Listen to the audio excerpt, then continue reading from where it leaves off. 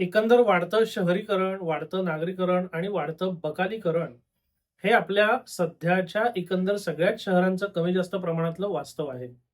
विशेषतः पावसाळा आला, की त्या अनुषंगाने पाणी तुंबणं आणि त्या संदर्भातल्या सगळ्या समस्या नव्याने डोकं वर काढतात आणि याचा सर्वसामान्य आणि सगळ्याच नागरिकांना कमी जास्त प्रमाणात त्रास दरवर्षीच होत असतो. आता हा विषय जेव्हा मुंबई उच्च न्यायालयामध्ये चर्चेला आला, तेव्हा मुंबई उच्च न्यायालयाने आणि त्याच्या खंडपीठाने जिथे 2 न्यायाधीश होते, त्यांनी तोंडी काही वक्तव्य केली. आता ही वक्तव्य अधिकृत आदेशाचा किंवा अधिकृत कोणत्याही कागदपत्रांचा अभिलेखांचा भाग नसतील. पण 2-4 वेबसाईट्सनी ही वक्तव्य कव्हर केलेली आहेत. आणि ही जी वक्तव्य आहेत, ही एवढी गंभीर आहेत, की याच्यावर बोलल्याशिवाय चालणार नाही. सगळ्यात पहिले आपण बघूया, की मुंबई उच्च न्यायालयाचे हे 2 विद्वान न्यायाधीश जे आहेत, ते काय म्हणालेत. मुंबईत पावसाची एक छोटीशी सर आली, तरी रस्ते पाण्याखाली जातात. पण ही परिस्थिती आपणच निर्माण केलेली आहे. प्रत्येक गोष्टीसाठी महानगरपालिकेला दोष देणे आपण थांबवले पाहिजे. आपल्याला जमिनी बळकावण्यात फार कौशल्य आहे. कुठलीही मोकळी जागा दिसली, की ती ताब्यात घेण्याची आपल्याला सवय झालेली आहे. आपण त्यात कचरा आणि इतर साहित्य टाकतो. आपण गटारे बंद करून टाकली, त्यानंतर फुटपाथवर पेवर ब्लॉक बसवले गेले. त्या पेवर ब्लॉकचे उद्घाटन लोकप्रतिनिधींनी केले आणि पुढे तेच फुटपाथ पार्किंगची जागा बनले. महानगरपालिकेने आपल्याला पाण्याचा निचरा होण्याकरता ड्रेनेज लाईन दिल्या, पण आपण त्या अडवल्या. आपण पेवर ब्लॉक टाकले आणि त्यावर आपल्या गाड्या उभ्या करू लागलो. महानगरपालिकेने आपल्याला चालण्यासाठी पदपथ दिले, पण आपण त्यावर पावभाजी, मसाला पाव, साबुदाणा वडा आणि इतर खाद्यपदार्थांचे स्टॉल उभे केले. मग महापालिका तरी काय करणार? आपली सवयच आपल्या स्वतःच्या मातृभूमीला लुटण्याची झाली आहे. जेव्हा महापालिका अतिक्रमण हटवायला येते, तेव्हा आपण म्हणतो, आम्हाला 7 दिवसांची नोटीस द्या. अचानक कायद्याची पुस्तके बाहेर येतात. लोकं कायदा वाचायला सुरुवात करतात.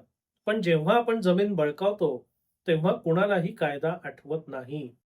हीच मुंबईची आजची वस्तुस्थिती आहे आणि म्हणूनच पाऊस आला, की रस्त्यावर साचलेले पाणी पाहणे हे जणू आपल्या नशिबातच लिहिलेले आहे. आता मुंबई उच्च न्यायालयासारख्या एका महत्त्वाच्या संस्थेतल्या 2 महत्त्वाच्या लोकांनी अशी वक्तव्य करणं, हे किती महत्त्वाचं आणि किती गंभीर आहे. बरं गंमत म्हणजे ह्या सगळ्या एकंदर त्यांनी जे काही प्रवचन दिलंय, याच्यात कायद्याचा मुद्दा काही नाहीये. अगदी शेवटी-शेवटी थोडासा आहे. पण हे प्रवचन सुद्धा जे दिलेलं आहे ना, ते एकांगी आहे हो. पूर्ण दोन्ही लोकांचे दोन्ही दोष दाखवा ना. आता हीच मुंबई महापालिका किंवा हीच मुंबई शहर इंग्रज काळात सुद्धा होतं ना हो त्यांच्याकडे, तेव्हा कधी पाणी तुंबलं का? किंवा आजही मुंबई छत्रपती शिवाजी टर्मिनसची इमारत, मुंबई महापालिकेची इमारत किंवा तुम्ही महामहिम उच्च न्यायालयाचे जे लोक बसतात ती इमारत, ही कोणी बांधली आहे? किती चांगल्या प्रकारे बांधली आहे? त्याच्यात आज काही तुम्हाला त्रास आहे का? आणि त्याच्यानंतर आपण आपला कारभार हातात घेतल्यावर दाखवावं असं एक तरी या तोडीचं काम आहे का? म्हणजे या समस्या आपल्याला 2 दृष्टिकोनातनं बघायला लागतात. एक म्हणजे दूरवरचं नियोजन करून चांगलं काम करणं आपल्याला जमलेलं नाहीये. दुसरं म्हणजे ह्या ज्या सगळ्या समस्यांचा पाढा तुम्ही वाचला, की लोक कचरा टाकतात, पार्किंग करतात, फुटपाथवर चालायला देत नाहीत, अमुक-ढमुक जे काही असेल ते. मग ह्या सगळ्याची जबाबदारी कोणाची आहे? ह्या सगळ्याची जबाबदारी सुद्धा सरकार, महापालिका, न्यायपालिका यांचीच आहे ना हो. आता सगळे लोक जर सज्जन असते आणि सगळे लोक जर सगळे नियम पाळत असते, तर एव्हाना या सगळ्या कार्यालयांना टाळ्या लावून चाललं असतं हो, रामराज्यच अवतरलं असतं. पण हे होत नाहीये ना, म्हणूनच तुम्हाला तिथे बसवलंय ना. म्हणजे या सगळ्या संस्थांच्या कायद्याच्या निर्मितीमागे एक गृहीतक आहे, की लोकं किंवा लोकांपैकी काही लोकं हे कायदे पाळणार नाहीत. आणि ते तसं करणार नाहीत आणि त्यांच्यावर शासन करावं, त्यांच्यावर दंडात्मक कारवाई करावी, त्याच्या विरोधात तुम्ही काहीतरी करावं, म्हणूनच तुम्हाला बसवून तुम्हाला पगार देतोय ना. पण तुम्हीच जर नशिबाच्या गप्पा मारायला लागलात, तर मग लोकांनी जायचं कुठे? आणि तुम्हीच जर नशिबावर सगळं सोडून देणार असाल, तर मग आमचं सगळं नशिबावरच सोडून द्या ना. तुमच्या पण इमारतीला टाळ्या लावून टाका. तुम्हाला वेतन आणि भत्ते आणि सगळ्या सोयी-सुविधा द्यायच्या आणि तुम्ही शेवटी जर नशिबाचाच दाखला देणार असाल, तर आम्हाला आमच्या नशिबावर सोडून द्या. ही महापालिका, ही राज्य सरकारं, ही न्यायव्यवस्था या सगळ्यांना पोसायचं कशाकरता? ह्या सगळ्यांच्या नाकर्तेपणाचं खापर जर शेवटी नशिबावरच फुटणार असेल, तर नशिबावर पहिल्यांदाच खापर फोडा आणि तुम्ही सगळे निवृत्त होऊन जा. म्हणजे ज्या लोकांना जे काम करण्याकरता ठेवलंय, ते लोकं ते काम करत नाहीत. त्यात तुम्ही म्हणता, की त्यात त्यांचा काय दोष? आपले लोकच नालायक आहेत. आपण लोक नालायक आहेतच, म्हणूनच तुम्हाला सत्ता आणि सगळे कायदे दिलेले आहेत ना. अतिक्रमणाचा प्रश्न वर्षानुवर्ष न्यायपालिकेत रेंगाळत राहतो, त्याला सर्वसामान्य माणूस कसा जबाबदार आहे? किंवा महापालिका नियोजनपूर्वक कोणतंही काम करत नाही. वेळच्या वेळी नाले बनवत नाही, वेळच्या वेळी नाले सफाई करत नाही, अतिक्रमणावर कारवाई करत नाही. याला सर्वसामान्य नागरिकाला तुम्ही कशाच्या आधारावर जबाबदार धरताय? तुमच्याच्यानी काही होत नाही हे मान्य करा, त्यात काही हरकत नाही. तुम्ही तुमचं अपयश मान्य करा, तुमची निष्क्रियता मान्य करा. पण तुमचं अपयश आणि तुमची निष्क्रियता लपवण्याकरता दुसऱ्याच्या दोषांकडे बोट दाखवून चालणार नाही. एका अपयशाने दुसरं अपयश झाकता येत नाही. म्हणून लोक नालायक आहेत, लोकांपैकी काही लोक नालायक आहेत, ते कचरा करणार, ते अतिक्रमण करणार हे गृहीतच धरलेलं आहे. आणि ह्या सगळ्यांवर कारवाई करावी आणि व्यवस्था चांगली चालवावी म्हणूनच तुमचं तिथे अस्तित्व आहे. आणि तेच जर तुम्ही करणार नसाल, तर तुमच्या अस्तित्वाचा तसाही काय अर्थ आहे? तुम्ही असलात काय आणि नसलात काय? जर नशिबावरच सोडून द्यायचं सगळं आपण ठरवलं असेल आणि उच्च न्यायालयामध्ये जर नशिबाच्या बाता होणार असतील, तर मग बंद करून टाका ना ही सगळी व्यवस्था. पाहिजे कशाला? आमच्या नशिबात जे व्हायचं असेल ते होईल.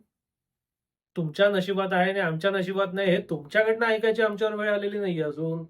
ते तर अनादी काळापासून आम्हाला माहितीच आहे आणि अनंत काळापर्यंत ते त्रिकालाबाधित सत्य आहेच, की नशिबात जे असेल ते होईल.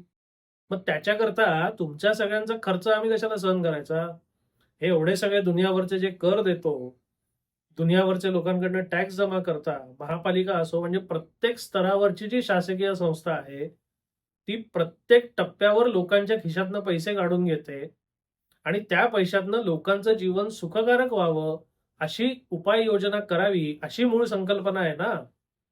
मग तुम्ही जर आमच्या नशिबावरच सगळं सोडून देणार असाल, तर ही कराची आकारणी पण बंद करून टाका. नशिबावरच जर जगायचंय, तर ती महापालिका, ती न्यायालयं, ती कर प्रणाली हवी कशाला? ज्याच्या नशिबात जे असेल ते होईल. ऐकता आपण अमेरिका होऊ किंवा सोमालिया होऊ, जे व्हायचं असेल आपल्या नशिबात विधिलिखित ते होईल. तर तुम्ही कशाला त्याच्यावर बोजा घेताय? आणि तुमचा बोजा मग आमच्या डोक्यावर कशाला ठेवताय? त्यामुळे हे जे बोलणं आहे, ह्या बोलण्याला काहीही अर्थ नाही. केवळ उच्च पदावरील एखादी व्यक्ती बोलते म्हणून ते सगळं खरं असतं, असं किमान माझं तरी वैयक्तिक मत नाहीये. आणि गंमत बघा, याच्यावर कोणाचं तोंड उघडणार नाही. ह्या मुद्द्यावर कोणीही यांना धारेवर धरणार नाही, की तुम्ही असं म्हणताच कसे? तुमची जबाबदारी आहे ना, तुम्हाला जमत नाही इथपर्यंत कबुली जबाब द्या, ते पण आपण मान्य करू, की काही व्यवस्थेमध्ये, कायद्यामध्ये, प्रणालीमध्ये दोष आहेत, त्यामुळे बाबा आम्हाला जमत नाहीये. इथपर्यंत मला मान्य आहे. पण तुम्हाला जमत नाहीये हे मान्य करायचं नाही म्हणून लोकच नालायक आहेत, महापालिकेला कसा दोष देणार? असं कसं म्हणता येईल? ज्याच्यावर कर्तव्य करण्याची जबाबदारी आहे त्यालाच दोष देणार ना. आता लोकांनी टॅक्सच दिला नाही आणि तुम्ही दिवाळखोर झाला तर लोकांना दोष द्या. पण लोकांच्या उत्पन्नावर आणि खर्चावर दोन्हीकडे भरमसाठ कराची आकारणी केली जातीये आणि हे करून बरं नशिबाच्या बाता तुम्ही आम्हाला ऐकवणार? हे कुठपर्यंत चालेल? आणि मला खात्री आहे माझ्याशिवाय बहुतांश कोणीही हा विषय बोलणार नाही.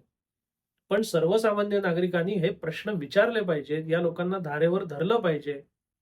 केवळ तुम्ही उच्च पदावर आहात म्हणून तुम्ही वाट्टेल ते अथवा-तथवा बोलाल आणि ते आम्ही अगदी सकृतदर्शनी मान्य करून टाकू किंवा ते ब्रह्मवाक्य आहे, असं नसतं.